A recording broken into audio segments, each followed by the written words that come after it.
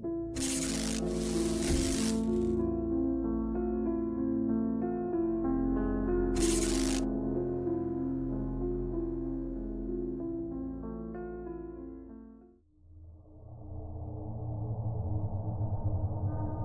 worked in an orphanage part-time when I was in college because I've always had a passion for helping kids. My mother always said I would end up being a preschool teacher or work in a daycare. The orphanage was a small place, nothing fancy. There were a handful of staff taking care of a dozen or so kids. We relied a lot on donations from the public. We'd get boxes of clothes, toys, baby formula, and other stuff almost every week. Most of the time, it was normal stuff. We would occasionally get donations that we had to discard because the contents were in too bad of a condition to use. But what we got in this particular box was something I will never forget. That day, I came in for my shift, and my coworker Dana was already sorting through donations. She got to a box that had our address on it, but no return address, and scribbled bad handwriting that said, "Donation to," and the name of our orphanage. We figured it was another donation, and didn't think twice about opening it. Dana cut the tape, pulled back the flaps, and immediately froze. She didn't say anything, just stared at it. Then she turned the box towards me. It was full of hair. Thick, dark strands, some braided, some loose, all packed tightly together. It smelled faintly metallic, like damp iron, and it completely filled the box. I couldn't speak at first. My brain was trying to process what I was looking at. And then, for some reason, this memory popped into my head. When I was a kid, my little brother used to grow his hair out every winter. By summer, it would be long enough to flop over his eyes, and he'd get it all shaved off. I always went with him to the barber. I remember sitting there, watching clumps of his hair fall to the ground.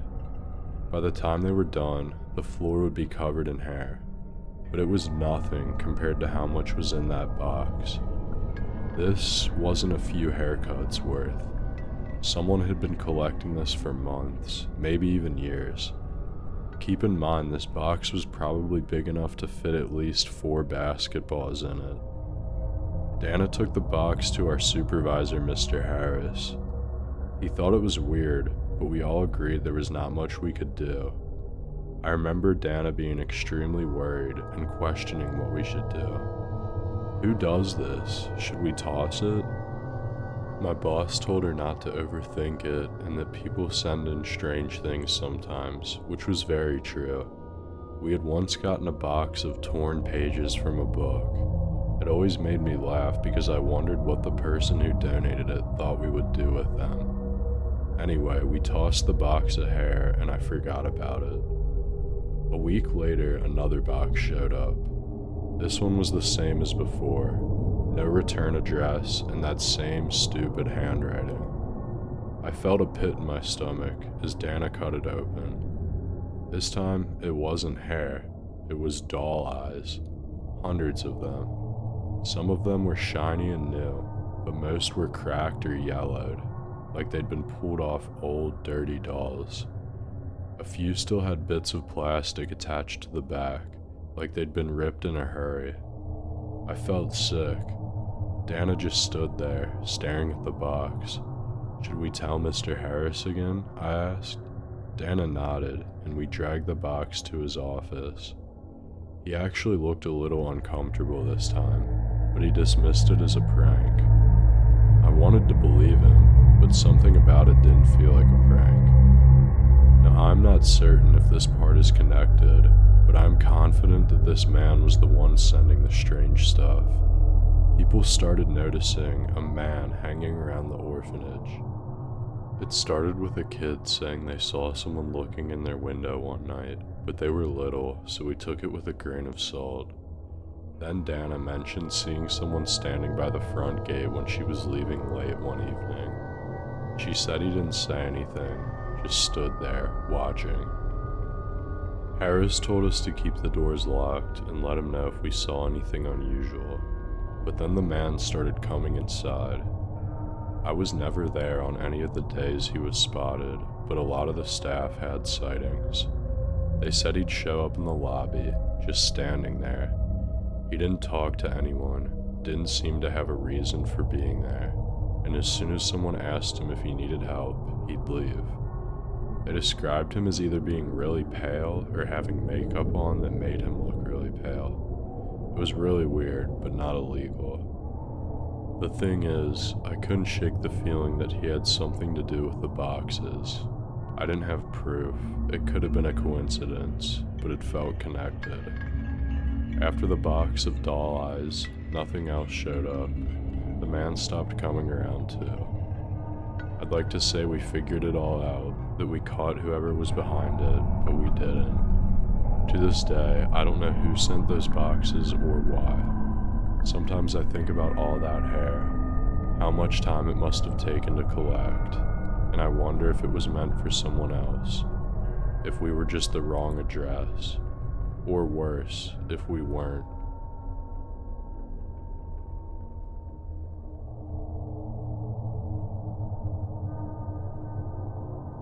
When I think of the closest calls I've had in my life, this one usually comes to my mind first. I was 11 and lived in a great neighborhood with a lot of friends my age. I was in a phase where I was obsessed with basketball, and we had a court at the top of my neighborhood. I lived in the back of the neighborhood, so I would walk 5 to 10 minutes to play. It was summer, one of those long, sticky evenings where the air clings to your skin and the sun doesn't set until late. For some reason, I was there by myself, which was unusual, but I think none of my friends could play that night. Anyways, I'm shooting around and was probably going to leave within the next 15 minutes. The sun had set and the streetlights flickered on. That's when I noticed a car. It drove past slowly, headlights sweeping over the court, but I didn't think much of it at first. People drove by all the time, and after all, the basketball court was at the top of the neighborhood. Then a few minutes later, it came back, and this time it stopped.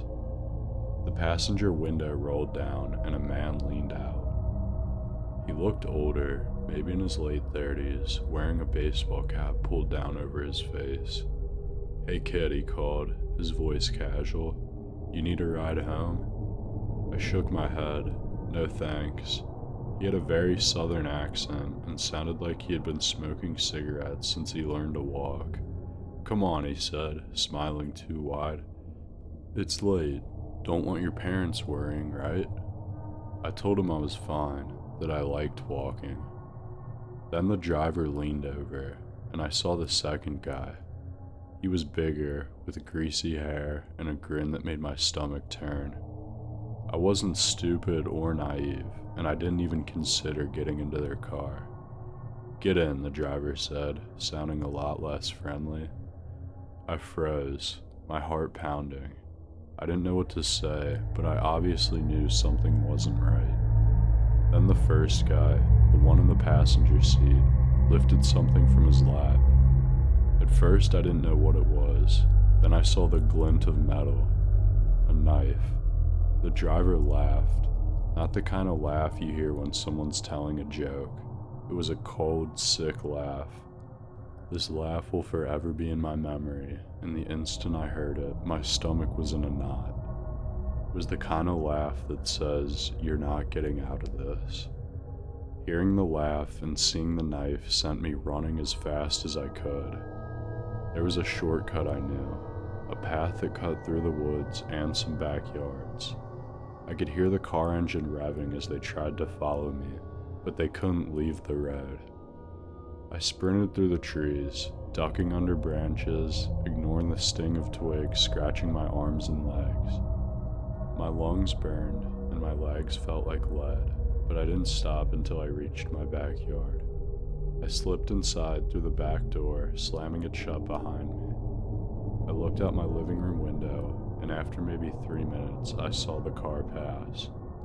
I stayed perfectly still, hidden behind the curtain until it was gone. For some reason, I didn't tell my parents. I don't know why. I felt ashamed and wanted to put it out of my memory. Nowadays, I am extremely proud of my actions and happy to have been so athletic back then. I still haven't told my parents, but I warned all my friends in the neighborhood. I never played basketball at that park alone again.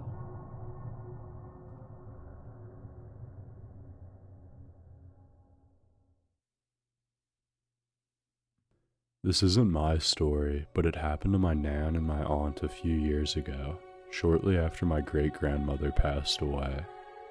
After her death, my great-granddad, who had dementia, was living alone in their house. To make sure he wasn't by himself, my nan and her brother, my uncle, started taking turns staying with him every night. It was only temporary while my uncle made a room for my great-granddad at his house.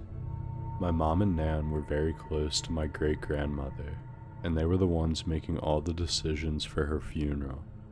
They decided on yellow flowers as the theme because yellow had always been her favorite color. But because this was during the COVID pandemic, funerals were delayed, and we had to wait 3 months before hers could be held. During those 3 months, the sleepovers at my great-granddad's house continued. That's when something happened that we still talk about to this day. One night, it was my uncle's turn to stay over. He'd set up a bed downstairs, but late at night, around midnight or 1 a.m., he started having severe chest pains. At first, he thought it might be a heart attack. My nan and my aunt immediately drove to the house to take care of my great-granddad while my uncle went to the hospital. When they arrived, my nan focused on settling my great-granddad back into bed. Meanwhile, my aunt sat in the dining room to keep an eye on things. Now, the dining room had this big chair positioned near the front door, and from that chair, you could see down the hallway that led to the bedrooms and other parts of the house. It was late, the house was quiet, and my aunt was starting to feel tired. She sat in the chair, resting her eyes, and began to drift off. That's when she saw her. Standing at the end of the hallway was my great-grandmother. She was smiling, wearing a stunning yellow dress covered in flowers. She looked radiant, peaceful, and happy. My aunt sat there, frozen, as my great-grandmother walked slowly down the hallway. She didn't say anything. She just walked past my aunt, straight to the front door, and then she was gone. The door slammed shut. The noise jolted my aunt fully awake. My nan, hearing the sound, came running into the dining room and asked, "What happened? Why did the door slam?" My aunt, still in shock, told her everything about seeing my great-grandmother, the yellow dress, the peaceful way she smiled, and how she walked right out the door. That's when my nan froze. You see, my aunt didn't know anything about the yellow flowers or why the color was so important. She had no idea my nan and my mom had chosen yellow as the funeral theme because it had been my great-grandmother's favorite. Yet somehow, my aunt saw her exactly as my nan would have chosen to remember her, wrapped in yellow, surrounded by flowers, and at peace. It's something our family still talks about to this day.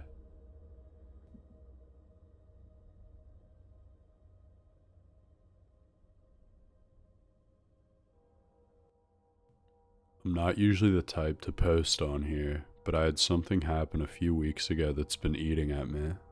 I figured I'd share it and see if anyone else has experienced something similar.